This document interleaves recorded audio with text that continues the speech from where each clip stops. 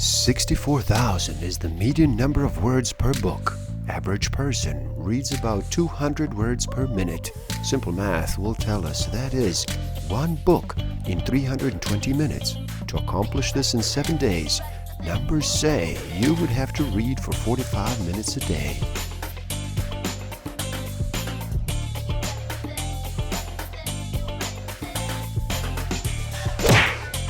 Don't forget to subscribe. Hit that notification button, like, comment, and share. Enjoy. Hello, and happy day. How does slowing down sound to you today? Would you like to reduce the noise for just a bit? Are you ready to make a choice and decide to listen? My name is Igor S.F. Walker. I am here to remind people to slow down, to reduce the noise, to walk their lives into a natural flow. Welcome back to the Book of the Week series. Every week, as I read another amazing title, I share it with the world. Today, we look at Bruce Lee, Striking Thoughts, Bruce Lee's Wisdom for Daily Living, by Bruce Lee and John Little. In this video, we will find some of the secrets of Bruce Lee's incredible success as an actor, martial artist, and an inspiration to the world. Ideas that helped energize his life and career and made it possible for him to live a happy and assured life, overcoming challenging obstacles with seeming ease. They also inspired his family, friends, students, and colleagues to achieve success in their own lives. And this personal connection will help you in your journey too. So stick around till the end and I will share with you a way to discover some of the secrets inside of yourself and your personality. A way to find out why you do the things you do. What are the hidden motivators behind the scenes? These innate human needs we're sometimes not even consciously aware of. This awareness will help you grow. To free oneself from preconceived notions, prejudice, and conditioned responses is essential to understanding truth and reality. A teacher is never a giver of truth.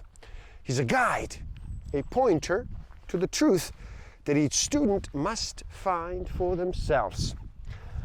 A good teacher is merely a catalyst. Self-actualization is the important thing. And my personal message to people is that I hope they will go towards self-actualization rather than self-image actualization. I hope that they will search within themselves for honest self-expression, said Bruce Lee. And I full-heartedly agree. This is 100% my own story and why I am doing what I do. Do me a favor and in the comments below, write down, why do you think it is more important to self-actualize as compared to self-image actualize? For me, it is to awaken people to the problems inherent in the conventional assumptions made on the topic.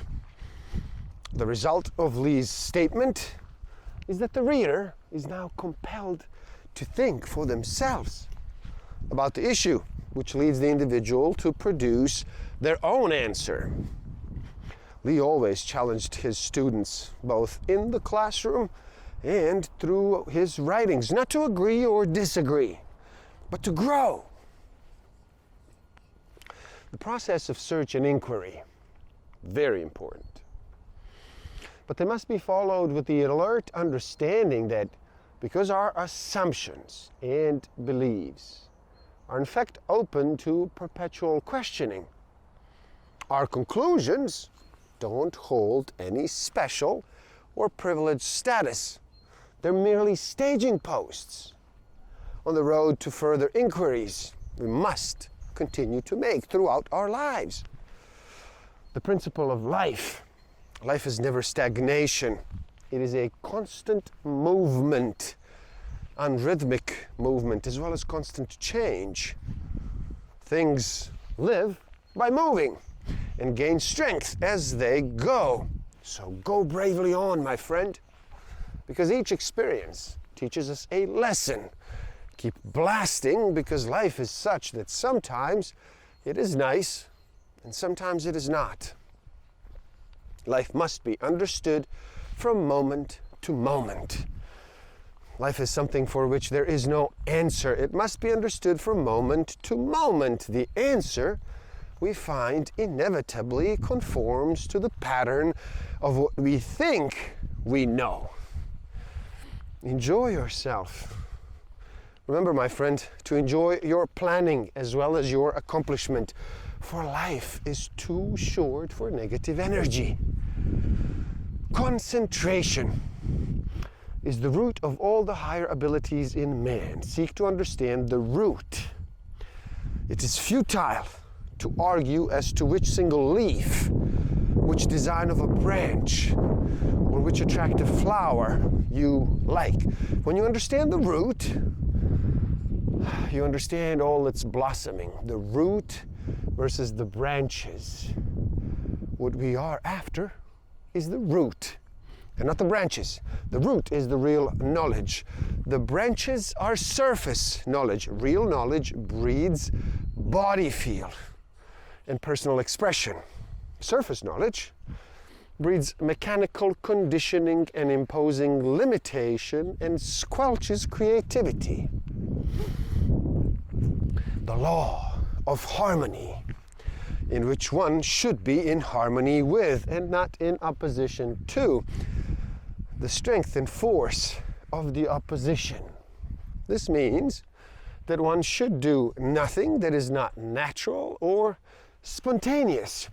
The important thing is not to strain in any way the law of non-interference with nature. Is also a basic principle of Taoism, stating that one should be in harmony with, not rebellion against, the fundamental laws of universe.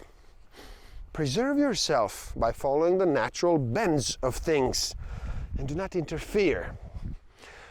Remember never to assert yourself against nature. Never be in frontal opposition to any problems, but to control it by swinging with it. Identify with your humanity. You know how I like to think of myself as a human being. The function and duty of a human being, a quality human being that is a sincere and honest development of potential and self-actualization. One additional comment: the energy from within and the physical strength from your body can guide you towards accomplishing your purpose in life and to actually act on actualizing your duty to yourself. Human beings are integrators. We do not analyze, we integrate. Knowledge, the remembering of previously learned material. Comprehension, the ability to grasp the meaning of the material. Usage of knowledge by interpreting material or projecting future trends in the usage of knowledge. Application, the ability to use learned material in a new and a concrete situation. Analysis, the ability to break down material into component parts so that its organizational structure may be understood. Synthesis, the ability to put parts together to form a new whole. Evaluation, the ability to put parts together and to judge the value of the material for a given person. The lessons of the ego, the point to be made about ego, is that man should use his ego and not be used by ego or blinded by it. The ego is fixed entirely by the application of self-suggestion. Use the ego as a tool. Those who are materialistic still hold on to the ego as though if it were a possession, rather than using it as a tool inwardly, psychologically. be a nobody. Religions divide people, just as styles in martial arts divide people. If all the religions of the world were one, the world would be united in brotherhood and sisterhood. Some people fight with others because they believe in different religions. If, however, they only gave the matter a bit of a thought, they would never fight for such a foolish cause. The problem with organized religion, the source of trouble in religion, is to attribute to the cause with doctrines, rules, and prejudice between heaven and earth. If you ask me, what will I do in heaven? I will say, there are many things in this life I have not finished. Why should I think about something so far away? Health is a state of balance. Health is an appropriate balance of coordination of all what we are. Is being mind rather than having a mind. A healthy person has both a good orientation, sensoric system, and the ability to act, motoric system. So if there's no balance between sensing and doing, then you're out of gear. Education consists in cultivation of intelligence, not cunning, passing exams, and so on. Understand the value of self-education. Self-education makes a great human being. Aim of education is to discover, but not merely to imitate. Learning techniques without inward experiencing can only lead to superficiality. Right conduct is governed by reason and creativity, and good life is a process, not a state of being. It is a direction, not a destination. A good life constitutes a direction selected by the total organism, where there is psychological freedom to move in any direction. There is no shame in losing. It is not a shame to be knocked down by other people. The important thing is, when you are being knocked down, why am I being knocked down? If a person can reflect in this way, then there is hope for this person to be able to do things we want. Sometimes requires the performance of a few we don't. Just as maintaining of good health may require the taking of unpleasant medicine, so the condition of being able to do the things we enjoy often requires the performance of few we don't. Remember, my friend, it is not what happens that counts. It is how you react to it. It is your mental attitude that determines what you make of it, either a stepping stone or a stumbling block. Adversity shocks you into higher levels. With adversity, you are shocked to higher levels, much like a rainstorm that is so violent, but yet afterwards all plants grow. This world is very practical. You do more work, you get more rewarded. You do less work, you lose your rewards. Something for something. There's only something for something, never something for nothing. More work equals more rewards. It's the law of averages. Put in more, come out with more. The reward is to be found in the work. It is not the job, but how you do it. It is not what you give, but it is the way you give it. Thoughts are things, in the sense that thought can be translated into physical equivalent, mixing thought with definiteness of purpose. I begin to appreciate now the old saying, he can because he thinks he can. I believe that anybody can think themselves into their goal if they mix thought with definiteness of purpose, persistence, and a burning desire for its translation into reality. Daily progress. Make at least one definite move daily towards your goal.